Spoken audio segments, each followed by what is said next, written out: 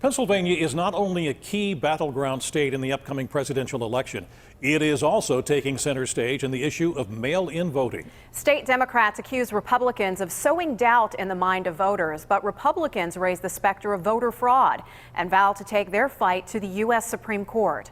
KDKA investigator Andy Sheehan joins us right now to sort things out. Andy. Kim, just last week, the state Supreme Court handed Democrats a victory, extending the deadline for mail-in ballots to be counted. But that doesn't mean the battle ends there. Everybody in this room knows it's a scam. It's one of the most contentious elections in U.S. history. And with President Trump beating the drum, the battle is raging over the election process itself, specifically mail-in voting. The president's trying to sow doubt and create confusion and in some ways really just try to make people feel powerless and make it feel like their vote isn't going to count. Just last week, the Pennsylvania State Supreme Court approved two controversial measures, one allowing voting drop boxes, the other for mail-in votes to be counted 3 days after the election if they are postmarked before 8 p.m. on Election Day.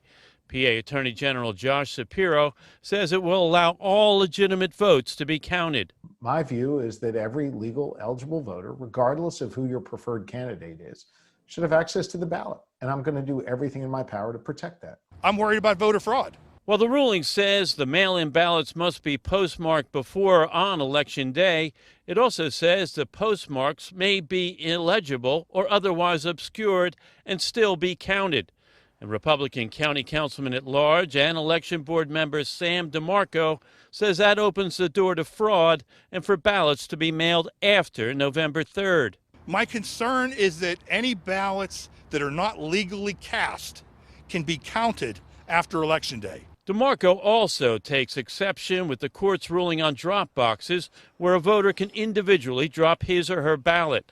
Allegheny County will supervise the boxes to make sure only individuals use them and not someone dropping off a batch of votes.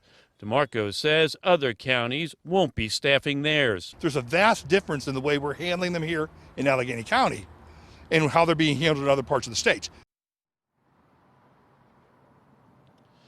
Now, the Republican Party is challenging these measures in federal court just down the street from here, and party leaders say they will take this all the way to the U.S. Supreme Court if necessary.